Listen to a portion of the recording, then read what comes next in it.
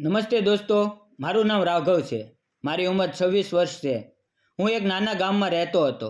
અમારી પાસે થોડી ખેતી હતી અને ગરીબીમાં મેં મારું ભણતર પૂરું કર્યું. નસીબે મને શહેરમાં એક સારી કંપનીમાં નોકરી મળી. કંપની શહેરમાં હોવાથી મારે ત્યાં જ રહેવું જરૂરી હતું. આથી મેં રવિવારે આજુબાજુ રૂમ શોધવાનું શરૂ કર્યું. ઘણી જગ્યાએ શોધ્યા પછી મને રૂમ ન મળ્યો. શોધતા શોધતા હું થોડે દૂર નીકળી ગયો હતો. એક ઘર પાસે નાની પાર્ટી ચાલી રહી હતી અને ત્યાં ભાડે રૂમ મળતા હતા. મેં તપાસ કરી અને રૂપિયા 3,000ના ભાડે એક રૂમ મળી ગયો. મારો પગાર 22,000 હતો, એટલે હું આ ભાડું ચૂકવી શકતો હતો. ત્યાંનું વાતાવરણ ખૂબ સારું હતું, એટલે મેં રૂમ લઈ લીધો અને જરૂરી સામાન સાથે ત્યાં શિફ્ટ થઈ ગયો. હું જાતે જ રસોઈ બનાવીને ખાતો, કારણ કે મારે જરૂરી ખર્ચ નહોતો કરવો. હું ઘણીવાર મારા રૂમની બાલ્કનીમાં બેસીને બહારનું દૃશ્ય જોતો. મારી સામે એક જૂનું મોટું વાડીવાળું ઘર હતું. ત્યાં મને હંમેશા એક સુંદર યુવતી દેખાતી. તે હંમેશા સફેદ સાડી પહેરતી અને તેના કપાળે સિંદૂર નહોતું. કદાચ તે વિધવા હતી, પણ તેની ઉંમર લગભગ મારા જેવી જ લાગતી હતી. હું બાલ્કનીમાંથી તેને જોતો અને તે પણ ક્યારેક મારી તરફ નજર નાખતી. તેના વાડામાં એક આંબલીનું ઝાડ અને ઝૂલો હતો. તે ઝૂલા પર બેસીને ઝૂલતી અથવા કપડાં સૂકવવા આવતી. તેના ચહેરા પર હંમેશા થોડી નારાજગી દેખાતી. હું આવતા જતા તેને જોતો અને ક્યારેક તે બહાર બેઠી હોય તો મારી તરફ જોતી. પછી હું બાલ્કનીમાં આવું તો તે મારી તરફ જોઈને હળવું સ્મિત આપતી. એક રાત્રે લગભગ 9 વાગ્યે અચાનક તે યુવતી રડતી રડતી મારા રૂમની બહાર આવી અને દરવાજો ખખડાવ્યો. હું સૂવાની તૈયારીમાં હતો. અવાજ સાંભળીને દરવાજો ખોલ્યો. તે રડતી હતી. આંખોમાંથી આંસુ વહેતા હતા અને ડરેલી લાગતી હતી. મેં પૂછ્યું, શું થયું? તેણે કહ્યું, મારા પિતાજીને છાતીમાં દુખાવો થાય છે. તેમને હોસ્પિટલ લઈ જવા પડશે. ઘરે કોઈ પુરુષ નથી. તમે મદદ કરશો? હું તરત તેની સાથે નીચે ગયો. તેના પિતાજીને ખરેખર ખૂબ દુખાવો થતો હતો. મેં તેને કહ્યું, તું પિતાજીને સંભાળ, હું ગાડી લઈ આવું. હું દોડીને 1 કિલોમીટર દૂર શહેર તરફ ગયો અને રિક્ષા લઈને પાછો આવ્યો. અમે તેમને તરત હોસ્પિટલ લઈ ગયા. રિક્ષામાં તેના પિતાજી વચ્ચે, હું એક બાજુ અને તે યુવતી બીજી બાજુ બેઠી. હોસ્પિટલ પહોંચ્યા પછી ડૉક્ટરે કહ્યું કે તેમને હાર્ટ એટેક આવ્યો છે. નસોમાં બ્લોકેજ છે અને ઓપરેશન કરવું પડશે. સારવાર શરૂ થઈ અને ધીમે ધીમે તેમની તબિયત સુધરવા લાગી. હું પણ હોસ્પિટલ જઈને તેમના ખબર અંતર પૂછતો. તેમના ઘરની હાલત સારી હતી, પણ દીકરો ન હોવાથી આટલી મુશ્કેલી પડી હતી. મેં તેમની ઘણી મદદ કરી. થોડા દિવસોમાં તેમના પિતાજી ઘરે આવ્યા અને તેમણે મારો આભાર માન્યો. આ ઘટના પછી તે યુવતીનો મારા પ્રત્યેનો દૃષ્ટિકોણ બદલાઈ ગયો. એક રવિવારે તે આંબલીના ઝાડ નીચે બેઠી હતી અને મારી તરફ જોઈને સ્મિત આપ્યું. મેં પણ હળવું સ્મિત આપ્યું. તે દિવસે હિંમત કરીને હું તેની પાસે ગયો અને પૂછ્યું, તારું નામ શું છે? તેણે કહ્યું, મારું નામ શિવાંજલિ છે. પછી તેણે મને પૂછ્યું, તમારું નામ? મેં કહ્યું, મારું નામ રાઘવ. તેણે મને ફરી પૂછ્યું, તું અહીંયા શું કરા છો? મેં કહ્યું, હું કંપનીમાં નોકરી કરું છું. તે દિવસે અમે ઘણી વાતો કરી. તે ખૂબ સુંદર લાગતી હતી અને લાગતું હતું કે તેનું મન કોઈની સાથે ખુલીને વાત કરવા તલસી રહ્યું હતું. થોડી વાતો પછી હું નાસ્તો કરવા ગયો. હવે ધીમે ધીમે અમારી વાતો વધવા લાગી અને અમે સારા મિત્રો બની ગયા. એક દિવસ તે આંબલીના ઝાડ નીચે બેઠી હતી, પણ ખૂબ ઉદાસ દેખાતી હતી. હું તેની પાસે ગયો અને કહ્યું, આજે તું ખૂબ નારાજ લાગે છે. તારા સુંદર ચહેરા પર ઉદાસી મને ગમતી નથી. પછી મેં પૂછ્યું, તું હંમેશા સફેદ સાડી જ કેમ પહેરે છે? કપાળે સિંદૂર કેમ નથી લગાવતી? આ સાંભળીને તે રડવા લાગી અને મને કહેવા લાગી, મારા લગ્નને માત્ર 6 મહિના થયા હતા. એક દિવસ અમે ફરવા ગયા હતા અને ગાડીનો અકસ્માત થયો. મારા પતિના માથામાં ગંભીર ઈજા થઈ. હોસ્પિટલમાં સારવાર ચાલી, પણ તેમનું અવસાન થઈ ગયું. હવે હું વિધવા છું. મેં તેને દિલાસો આપતા કહ્યું, નકારાત્મક વિચાર ન કર. તારા નસીબમાં કોઈ સારો પતિ જરૂર હશે.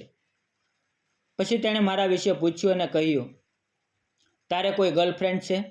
મેં કહ્યું, ના. તેણે પૂછ્યું, લગ્ન માટે કોઈ છોકરી જોઈ છે? મેં કહ્યું, હા, જોઉં છું, પણ કોઈ સારી છોકરી નથી મળતી. તેણે સ્મિત સાથે કહ્યું, તારે કેવી છોકરી જોઈએ? મેં તેની તરફ જોઈને કહ્યું, તારા જેવી સુંદર અને સમજદાર છોકરી મળે તો બહુ સારું. આ સાંભળી તે શરમાઈ અને નજર નીચે નાખી. અમારી વચ્ચે નજરોથી વાતો શરૂ થઈ અને લાગવા લાગ્યું કે અમે એકબીજાને પ્રેમ કરવા લાગ્યા છીએ.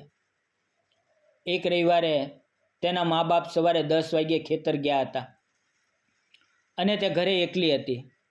હું બાલ્કનીમાંથી જોતો હતો ત્યારે તેણે મને નીચે બોલાવ્યો. અમે ઘણી વાતો કરી. તેણે કહ્યું, હું તારા માટે ચા બનાવું. હું તેની સાથે તેના ઘરે ગયો. તેનો વાડો ખૂબ સુંદર હતો. હું સોફા પર બેઠો અને તે રસોડામાં ગઈ. થોડી વારે તે પાણીનો લોટો લઈને આવી અને તેનો હાથ મારા હાથને અડી ગયો. તે શરમાઈ અને સ્મિત આપીને ચા બનાવવા ગઈ. તેની શરારતી સ્મિતે મારા દિલમાં તોફાન મચાવી દીધું. હું ધીમે ધીમે રસોડામાં ગયો. તે મને જોઈને ફરી શરમાઈ. ત્યારે ચા ઉભરાઈ અને ગેસ પર ફેલાઈ ગઈ. તેણે ગેસ બંધ કર્યો, ચા કપમાં નાખી અને મને આપી. પછી હું હોલમાં બેઠો અને તે પણ ચાનો કપ લઈને મારી બાજુમાં બેઠી. તે સમયે વાતાવરણ ખૂબ રોમેન્ટિક બની ગયું. અમે ચા પીતા પીતા એકબીજાને નિહાળતા હતા. જ્યારે મેં ખાલી કપ આપતી વખતે તેનો હાથ પકડીને તેને મારી તરફ ખેંચી. તે મારી નજીક આવી અને મારી આંખોમાં જોવા લાગી. તે પળે મેં તેને ફરી બાહોમાં ભરી લીધી અને અમે ઘણીવાર એકબીજાને ગળે લગાવ્યા. જ્યારે અમે છૂટા પડ્યા ત્યારે અમને ખ્યાલ આવ્યો કે અમે ખરેખર એકબીજાને પ્રેમ કરીએ છીએ. થોડી વારે તેણે કહ્યું, મા બાપ ખેતરથી આવવાના છે, તારે જવું જોઈએ. હું જવા તૈયાર નહોતો, પણ તે થોડી નારાજ થઈ એટલે મારે જવું પડ્યું. હવે તેના વગર મારું મન નહોતું લાગતું. તે મને ખૂબ પ્રિય લાગવા લાગી. તેનું દિલ ખૂબ મોટું હતું અને તે પ્રેમથી વાત કરતી. અમે એકબીજાને સમજવા લાગ્યા હતા. રોજ સાંજે અમે આંબલીના ઝાડ નીચે મળતા અને વાતો કરતા. એક દિવસ તેના મા બાપ બજારે ગયા હતા. હું ધીમે ધીમે તેના ઘરે ગયો. દરવાજો ખુલ્લો હતો અને તે સોફા પર બેઠીને ફિલ્મ જોતી હતી. હું ચૂપચાપ તેની પાછળ ગયો અને તેની આંખો મારા હાથથી ઢાંકી દીધી. તે ચોંકી ગઈ અને મારો હાથ છોડાવવા લાગી. હું તેના માટે કેડબરી ચોકલેટ લાવ્યો હતો. મેં તેને આપી. અમે વાતો કરતા રહ્યા અને એકબીજાનો હાથ પકડીને બેઠા. અમને ખબર ન પડી કે સમય ક્યાં વીતી ગયો. અચાનક તેના મમ્મી પપ્પા આવી ગયા અને અમને હાથ પકડેલી હાલતમાં જોયા. તેમને ખૂબ ખરાબ લાગ્યું અને તેઓ તેની દીકરી પર ગુસ્સે થયા, પણ મને કશું ન બોલ્યા. મેં તરત કહ્યું, મામા, મને માફ કરો, પણ એમાં તમારી દીકરીની કોઈ ભૂલ નથી. અમે બંને એકબીજાને ખરેખર પ્રેમ કરીએ છીએ અને લગ્ન કરવા માંગીએ છીએ. જો તમારી ઈચ્છા હોય તો મારા લગ્નને મંજૂરી આપો. મારી વાત સાંભળી તેના મા બાપ ખૂબ ખુશ થયા કારણ કે તેમની દીકરી વિધવા હતી અને તેમને તેના ભવિષ્યની ચિંતા હતી. તેણે કહ્યું, અમને પણ તું ગમે છે અને તે અમારી દીકરીને પસંદ કરી એ જ અમારા માટે મોટી વાત છે. પછી મેં મારા મા બાપને બોલાવ્યા અને તેમને બધું કહ્યું કે આ છોકરી પહેલાં લગ્ન કરેલા હતા, પણ 6 મહિના પહેલાં તેના પતિનું અવસાન થઈ ગયું. મારા મમ્મી પપ્પાને પણ કોઈ વાંધો નહોતો અને તેમને પણ શિવાંજલિ ગમી. પછી અમારા લગ્ન ધામધૂમથી થયા. હવે હું તેના વાડામાં જ રહું છું, કારણ કે તેમની પાસે દીકરો નહોતો. તેમને દીકરો મળ્યો અને તેમની દીકરીને પતિ. મને પણ એક સુંદર સમજદાર પત્ની મળી. હવે અમને એક પ્યારો દીકરો પણ થયો છે, જે દેખાવે તેની મા જેવો છે. તેના મા બાપ પોતાના નાનીને રમતો જોઈને ખૂબ ખુશ થયા છે. મારા મા બાપ પણ અઠવાડિયે 1-2 વાર પોતાના પુત્રને જોવા આવે છે. અમારો સંસાર હવે ખૂબ સુખ અને આનંદથી ચાલે છે. અમને હંમેશા અમારા શરૂઆતની મુલાકાતો યાદ આવે છે. એ દિવસો ખરેખર ખૂબ સુંદર હતા. શું તમારા જીવનમાં પણ આવા કોઈ ખાસ દિવસો આવ્યા છે? આવી અનમોલ ક્ષણોને ક્યારેય ચૂકશો નહીં. આ વાર્તા તમને કેવી લાગી? કોમેન્ટમાં જરૂર જણાવજો. જો પસંદ પડી હોય તો ચેનલને લાઇક, શેર અને સબસ્ક્રાઈબ કરજો. મિત્રો, વાર્તામાં આવેલા નામ, પાત્ર અને ઘટના ફક્ત કાલ્પનિક હતા. તેનો કોઈ પણ વ્યક્તિ, જાતિ કે ધર્મ સાથે સંબંધ નથી. આ વાર્તા ફક્ત મનોરંજન અને શૈક્ષણિક હેતુ માટે બનાવવામાં આવેલી હતી. તેને અન્યથા ન જોશો. ફરી મળશું આવતીકાલે એક નવી વાર્તા. ત્યાં સુધી આવજો. ધન્યવાદ મિત્રો.